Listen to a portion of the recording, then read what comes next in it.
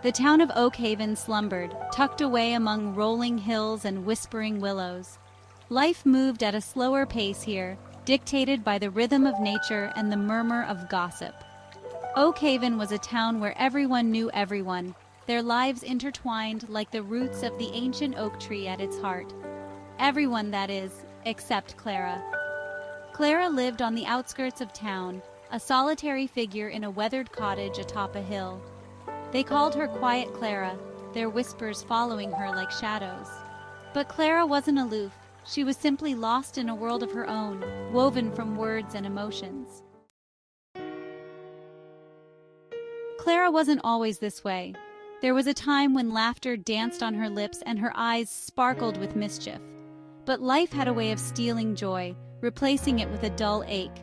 The passing of her parents had shattered her world, leaving her adrift in a sea of grief. She retreated inward, seeking refuge in the comforting silence of books. Words became her solace, her shield against the pain of the world. She built walls around her heart, each book a mortar that held the fragile structure together, but deep down a flicker of hope remained, a longing for connection. Clara's true passion lay in poetry. From a young age, she found herself enchanted by the power of words. The way words could be woven together, creating a tapestry of emotions, captivated her soul. Each poem she read felt like a new discovery, a new way to see the world. She found solace in the rhythm of verse, the way it echoed the beat of her own heart. The cadence of each line brought her a sense of peace and understanding. In the works of Emily Dickinson and Langston Hughes, she discovered kindred spirits. Their words spoke to her in ways that ordinary conversation never could. She filled notebooks with her own verses, pouring her heart and soul into every line. Each page was a testament to her innermost thoughts and feelings. Her poems were reflections of her loneliness, her yearning for connection, and her quiet observations of the world. They were her way of making sense of her emotions and experiences. Clara never shared her poetry with anyone. It was her sanctuary. Her verses were her private refuge, a place where she could be completely herself. But secretly, she yearned to share her words, to find someone who could understand the language her soul spoke. She dreamed of the day when her poetry would touch another's heart as deeply as it touched hers. One crisp autumn afternoon, a stranger walked into Clara's life. His name was Alex, a writer drawn to Oak Haven's quiet charm. He didn't shy away from Clara's quiet demeanor. Instead, he seemed intrigued by it. He would often visit the library, his gaze lingering on Clara. One rainy afternoon, their paths finally intersected. Clara was browsing the poetry section when she heard a voice beside her. "Emily Dickinson, a fine choice," Alex remarked, his tone a pleasant rumble. Clara froze, startled by his presence, her heart pounding. She had never spoken to him before, and the sound of his voice caught her off guard. Clara slowly turned to face him, her cheeks flushing with warmth. She had noticed him before, his presence a quiet hum in her usually solitary existence. The library had always been her sanctuary, a place where she could lose herself in the pages of countless books. But today it felt different. Today it felt like the air was charged with an unspoken connection. But this was the first time their gazes had truly met, and something shifted within her. Alex's eyes, the color of warm honey, held a depth that both captivated and intimidated her. It was as if he could see right through her, past the layers of her carefully constructed facade, straight into her soul. She felt vulnerable yet inexplicably drawn to him. "She speaks to the soul, doesn't she?" he continued, his gaze never leaving hers. Clara could only nod, her throat suddenly dry. The words he spoke seemed to resonate with something deep inside her, something she hadn't even realized was there. It was as if he had unlocked a part of her she had kept hidden for so long. Words, usually her refuge, failed her in this moment. But Alex didn't seem to mind her silence. He seemed to understand her in a way no one else ever had.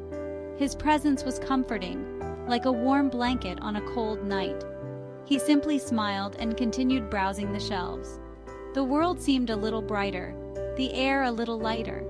Clara watched him for a moment longer, feeling a sense of hope and possibility she hadn't felt in years. Maybe, just maybe, this was the beginning of something beautiful. As the days turned into weeks, Alex became a regular fixture in Clara's life. Their bond grew stronger with each passing day, weaving itself into the fabric of their daily routines. He would often seek her out at the library, their conversations flowing effortlessly, like a river finding its course. They discussed everything from books to dreams, from fears to hopes. Clara found herself opening up to him in ways she never thought possible. She shared her deepest secrets, her hidden scars, and her wildest dreams. His presence calmed the storm within her, chipping away at her walls brick by brick. He became her anchor, her safe harbor in the tempest of life. He encouraged her love for poetry, his eyes lighting up with genuine interest every time she mentioned a new poem. He listened intently, making her feel valued and appreciated. For the first time, Clara felt seen, truly seen for who she was. She felt understood in a way she had never experienced before. One crisp afternoon, as they sat beneath their favorite oak tree, Alex turned to her with a look of earnest curiosity. "Clara, I know you write poetry. Would you share some of it with me?" His voice was gentle, filled with genuine interest and warmth. Clara's heart skipped a beat. Fear coiled in her stomach, a familiar sensation whenever she thought about sharing her innermost thoughts. But then she looked into Alex's eyes and saw only kindness, only encouragement. His gaze was a promise of understanding, a silent vow that he would cherish her words as much as he cherished her. Clara hesitated, her fingers nervously tracing the worn spine of her notebook. Alex's request had awakened a deep-seated fear within her. The fear of rejection, of being misunderstood, of her deepest thoughts being laid bare. Oakhaven's whispers suddenly seemed deafening. Alex, sensing her hesitation, gently placed his hand over hers. "Clara," he said, "you don't have to if you don't want to, but I have a feeling you have a gift." His words broke through the barriers she had so carefully erected. In that moment, Clara realized her fear wasn't about Alex at all. It was about her own insecurities, the walls keeping her from truly connecting. Clara took a deep breath, the crisp autumn air filling her lungs with determination. Alex's belief in her had given her the courage to confront her fears. She looked into his eyes, seeing not judgment, but acceptance. With trembling hands, she opened her notebook, her heart pounding. Her voice, small at first, gained strength as she began to read. She poured her soul into every word, capturing the essence of her loneliness and longing. As she read, the world around her seemed to fade away. The whispers of Oakhaven were silenced, replaced by the rhythm of her own voice. For the first time, she wasn't afraid to be vulnerable. The silence, far from being uncomfortable, was charged with intensity. Alex sat there, his gaze never leaving her face. And then, slowly, a smile spread across his lips, transforming his features with warmth.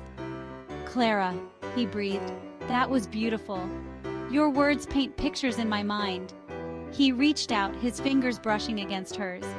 "You have a gift. Never doubt that for a second." Clara's heart soared at his words, her insecurities melting away.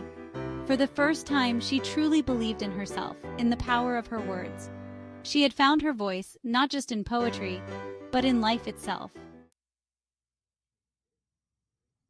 From that day forward, Clara and Alex were inseparable. They spent their days exploring Oakhaven, their conversations filled with laughter and shared dreams. Clara's poetry blossomed, her words flowing effortlessly from her pen. Alex encouraged her to share her work with the world.